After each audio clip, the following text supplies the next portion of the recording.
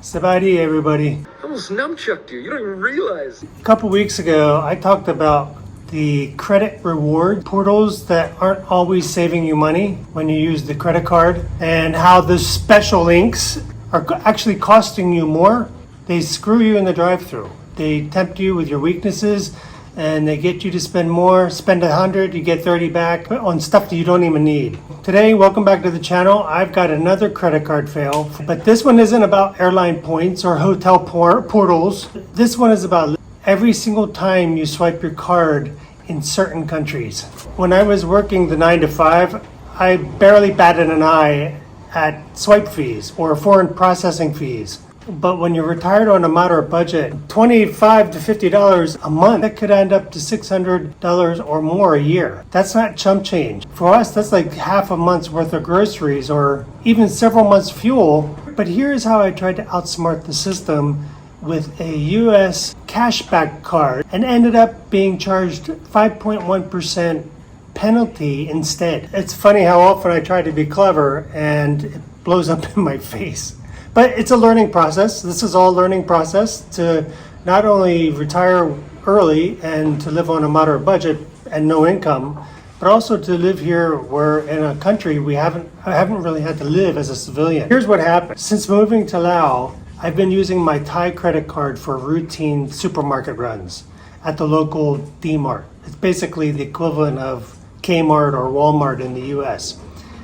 In Laos, almost every merchant charges a foreign card surcharge. So this is usually around 2 to 3%. So just running to the grocery store twice a month, I'm estimating is going to cost me between $30 to $50 a month, just for the privilege of paying with plastic. And that Thai card gave me zero perks. There was nothing I was getting back with it. So being a finance guy and frugal, I thought I'd be smart about this and clever and try to outsmart the system. So I pulled out my US-based MasterCard, which gives me 2% back on every purchase. So I figured if the supermarket charges me 2.1% surcharge, but my card gives me back 2%, I'm almost breaking even. Sounds smart, right? So in the last run we made, I did a huge purchase, almost $500 worth of household goods and stocked up. I swiped the MasterCard, took the receipt, and then I looked at the math at the bottom line of what they were going to charge me, the surcharge. So instead of $10, it was $25. They didn't charge me 2.1%, they charged me 5.1%. And this is something I never would have looked at before when I was earning an income. I talked to the cashier and she of course couldn't help answer my question. So she called the manager over and I said, why am I being charged 5.1% when we've always been charged 2.1%? It's not clear on the receipt. There's just the bottom line and additional fee. So I asked, where is this 5.1% coming from? She just gave me a smile. I mean, they're very polite about it, calmly, and she reached under the register, dusted off in a laminated sheet that was completely hidden from view. And on the sheet was a breakdown, various translations, and there it says Visa cards 2.1%, MasterCard 5.1%. Because I used my MasterCard, my 2% cashback strategy completely backfired into paying 3% net penalty. I was like, so okay, this might be a one-time learn lesson, but the additional bad part is I don't have any cashback Visa cards. What an idiot! Oh, what a loser! So my entire clever plan to try and at least break even went completely down the drain. So I knew that there was always a surcharge here. Good! It's probably 99.9% of the businesses here in Laos. Everywhere I've been and used a card, they charge. And I'm like, yeah, just pay it. Wouldn't necessarily need it that often. The reason this makes this even more critical, if it was a couple times a year, it's really no big deal. This is to buy staples for the house. This is going to be a regular occurrence at least 2 times a month. So I wanted to know, why does this happen in Laos and why is this so different from Western countries and almost every other country I've ever been to? You know, most places swipe fees are absorbed by the stores.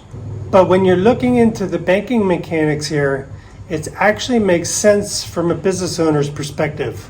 You know, I'm trying to understand why they do this. Laos is a cash-based economy. Laos is still very heavily reliant on cash and debit transactions, direct withdrawal and direct deposit into your account. So they use QR codes to make payments directly from your account. The card infrastructure here is expensive for local banks to maintain, and so processing isn't subsidized by the banks like they are in most countries. A second reason is local Lao banks get hammered with international network fees from Visa and MasterCard, and they pass those costs directly to the merchants. It's how the government has set up its infrastructure. A third reason is, small and mid-sized businesses operate on 5 to 10% margins.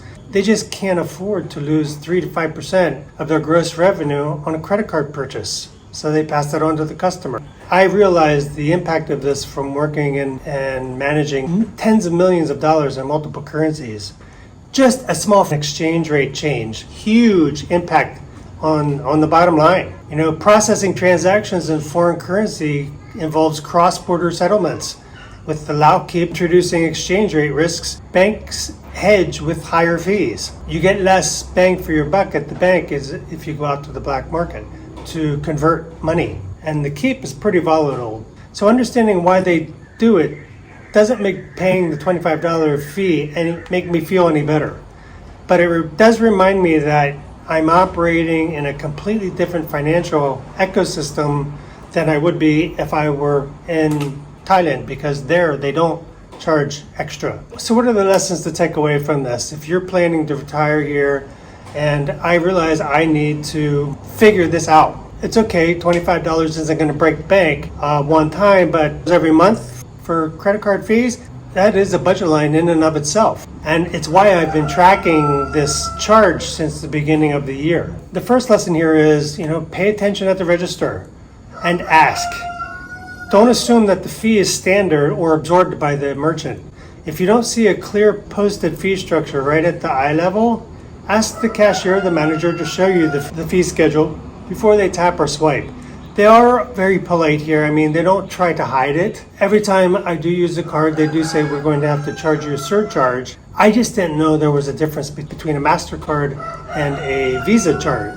That was my fault, I suppose, but it was not evident at the cash register. So that leads me to number 2. Don't ever assume that the Visa and the MasterCard are treated equal. In the West, they're practically interchangeable. And I think as though, although Visa is more well known abroad, local acquiring banks may have completely different contracts with Visas versus AmeriCard and American Express. And in American Express or Discover Card in Thailand, they don't take. Only a few stores will take American Express. So really be careful when you're traveling abroad or moving abroad. Which cards will work best in the countries you're living in or traveling to.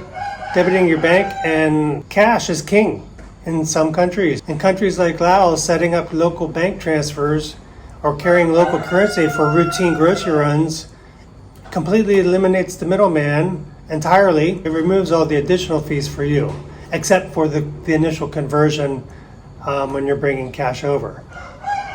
And this might be something I need to look more into, depending on how desperate I am to reduce that credit card fee. I do gain points in some other ways with those credit cards, but is it enough to offset the amount actual cash that I'm paying? I'm not so sure. And this is lesson number 4. You need to audit your silent taxes. Might not be so evident, especially on a fixed or moderate retirement budget. $15 to $25 to $50 a month doesn't look like much alone, and that's how I perceived it when I was working. But when you audit your monthly spreadsheet, that $600 leak is money taken directly out of your travel, health fund, your food fund. So I'm back to the drawing board on how I handle this large supermarket run that I do pretty much twice a month. And then every couple months we might have a larger purchase at one of the Home Depot type stores. And do I move more and more to cash and use my direct payment, which I do to some extent. I'm trying not to have to transfer money to Lao yet. So I'm evaluating the risk of how much I hold in the bank account here versus keeping it in a safe account in the US. My original thought was to only transfer over what I need maybe quarterly or biannually, the international transfer fee, and then you need to convert. So anyway, still trying to work this out, nearing the end of my 7th month. If you're living abroad and preparing for early retirement, what's the most frustrating hidden fee or banking quirk you've encountered? I've had a number of them since I moved here. They just become bigger than they are when you're working because you have so much time to focus on them and they matter. Let me know down in the comments. I'd love to hear your experiences. So if you enjoy these practical, filter-free retirement reality checks, hit the subscribe button, give me a thumbs up, I really appreciate it, and join the channel. This is Choice of Winding Down Chronicles here in Laos. Keep your eyes on the numbers, but don't forget to live the life that you built for them to the best of your ability. Take care, everybody. And that's this week's fail, so you don't have to make it. See you in the next one. The meatloaf! What is she doing? I never know what she's doing back there.